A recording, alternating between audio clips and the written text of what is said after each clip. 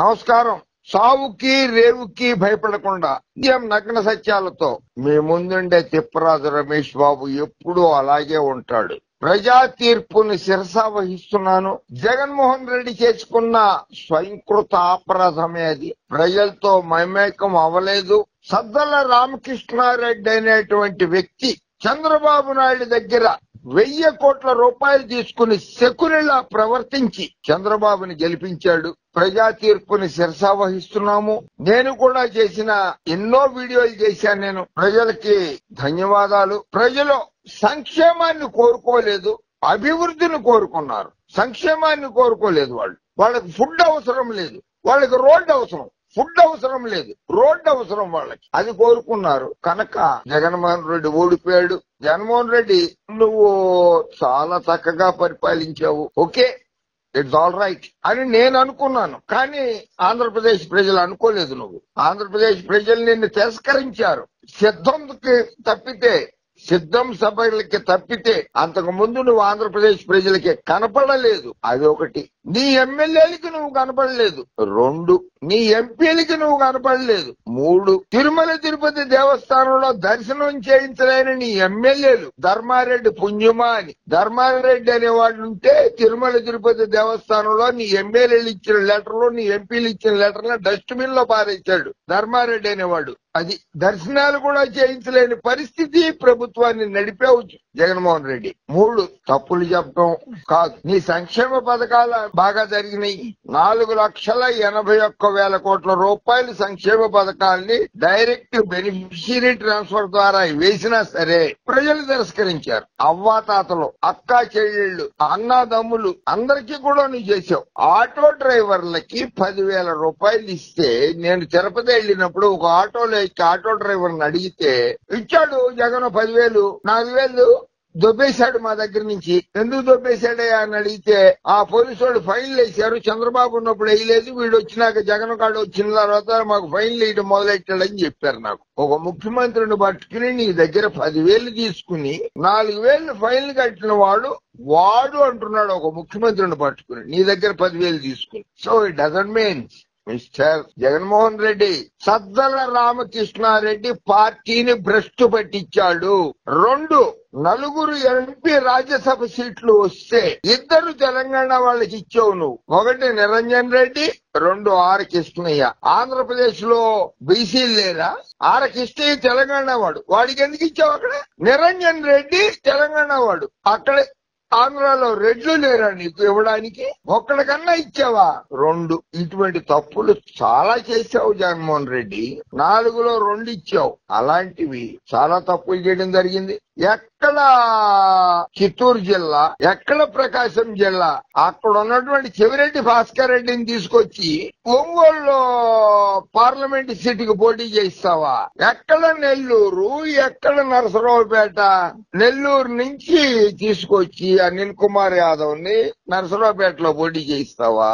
వసంత కృష్ణ ప్రసాద్ ఏం తప్పు చేశాడని పార్టీలో నుంచి గెంటేశావు. పెనమలూరులో వాడు నా కొడుకులాగా పెరిగాడు నా దగ్గర. కేపీ రెడ్డి గారి కుమారుడు వాడు. నిన్ను డబ్బులు అడగడు, నీ దగ్గర డబ్బులు తీసుకోడు. అటువంటి పార్థసారథిని పార్టీలో నుంచి ఎందుకు బయట పెట్టావు?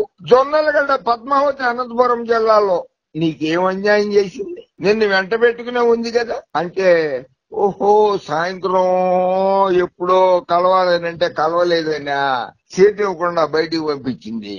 ఓకే, సద్దల రామకృష్ణారెడ్డి పార్టీ నడిపాడా, జగన్మోహన్ రెడ్డి పార్టీని నడిపాడా? ఆంధ్రప్రదేశ్ ప్రజలకు తెలియజేయండి. సద్దల రామకృష్ణారెడ్డి అని అతను పార్టీ నడిపాడా? వైఎస్ఆర్ కాంగ్రెస్ పార్టీని, వైఎస్ జగన్మోహన్ రెడ్డి పార్టీని నడిపాడా? ఆంధ్రప్రదేశ్ ప్రజలకి తెలియజేస్తే 2029లో ఓట్లు అడగండి. 2029లో ఓట్లు అడగండి. ఇంత దారుణంగా ఓడిపోవడానికి కారణం మిస్టర్ సజ్జల రామకృష్ణారెడ్డి మాత్రమే. ఎవరెవరికి నువ్వు అధికార పదవులు ఇచ్చావు? చంద్రబాబు నాయుడు నిరాహార దీక్ష చేస్తే ఆయన పక్కన పడుకున్న దేవులపల్లి అమరుని నీ media adviser, international adviser, national and national adviser. Chandrababu Naidu దగ్గర పక్కలో పడుకున్నవాడు, వాడికి ఇంటర్నేషనల్ నేషనల్ మీడియా అడ్వైజర్ పదవి ఇస్తావా? కేఆర్సి, మేము కేఆర్సి అని పిలుస్తాం, కె రామచంద్రమూర్తి. ముందు దేవునిపల్లి అమర్ గురించే చెప్తా. చంద్రబాబు నాయుడు ముఖ్యమంత్రిగా ఉండగా ఉప్పల్లో 8 ఎకరాలు తమ్ముడు పేరు మీదన 8 ఎకరాలు తీసుకున్నాడు. 800 కోట్లు ఖరీదారు. ఈ రోజు నాడు నార్సింగి అని ఉంటుంది రాజేంద్ర నగర్ మండలంలో గండిపేట దగ్గర, 3 ఎకరాలు తీసుకున్నాడు. ఈ రోజు నాడు అది 600 కోట్లు. అటువంటి వాడు చంద్రబాబు నాయుడు దగ్గర కాళ్లు పట్టుకుని నిద్రపోయిన వాడు, పాదయాత్రలో నడిచిన వాడు నీకు అడ్వైజర్ గా పెట్టుకుని నేను గెలుస్తానని ఎట్లా అనుకుంటావు జగన్మోహన్ రెడ్డి? నువ్వు అటువంటి వాళ్ళని పెట్టుకున్నావు నువ్వు నీ పక్కన. 2 కార ధోరణి. నీ దగ్గర నుంచి వెళ్ళిపోయినప్పుడు తోట త్రిములు ఏం చెప్పాడు? బయటికి వెళ్ళిపోయిన తర్వాత జగన్మోహన్ రెడ్డికి అహంకారం ఎక్కువ అని చెప్పాడు. అన్ని నాకు తెలుసు అంటాడు. అదే నిజమైందా ఈ రోజు నాడు? జగన్మోహన్ రెడ్డి పిచ్చోడు పవన్ కళ్యాణ్ పిచ్చోడు అంటాడు. గెలిపించారా ప్రజలు? బాలకృష్ణ పిర్రలు విసుగుతాడు, అవి విసుగుతాడు అంటే వాడిని గెలిపించారా? వాడికేం తెలీదు వీడికేం తెలీదు అంటే లోకేష్ ని గెలిపించారా? నీ సొంత బంధువులందరినీ ఓడించారు ప్రజలు. కారణం ఏంటి? నీదే తప్పు. నీ పక్కన ఉన్న సదర్ రామకృష్ణారెడ్డిది 100కి 100 పాళ్ళు తప్పు. సద్దల రామకృష్ణారెడ్డి వల్లే జగన్మోహన్ రెడ్డి ఓడిపోయాడు. సద్దల రామకృష్ణారెడ్డి కొడుకు భార్గవ రెడ్డి ఏం చేశాడు? ఏం అర్హతలు ఉన్నాయని చెప్పి అతను నువ్వు పదవి ఇచ్చావు. అది చేసుకున్న తప్పు చేసుకున్నంత. ఇంత ఘోరంగా ఓడిపోతావని మేమైతే ఎవరు ఊహించలేదు. నువ్వు అధికారంలోకి వస్తావని. నీ ప్రమాణ స్వీకారానికి 9వ తారీఖు నాడికి, జూన్ 9 నాడు రాయల్ ఫోర్త్ హోటల్లో రూమ్ కూడా బుక్ చేసుకున్నాం మేమైతే. అటువంటిది ఇంత ఘోరంగా ఓడిపోతాము నువ్వు అని చెప్పి మేము ఊహించలేదు. బట్ ఆంధ్రప్రదేశ్ ప్రజలకి నమస్కారాలు. మీ తీర్పుకి శిరస వహిస్తున్నాను. నేను కూడా వహిస్తున్నా.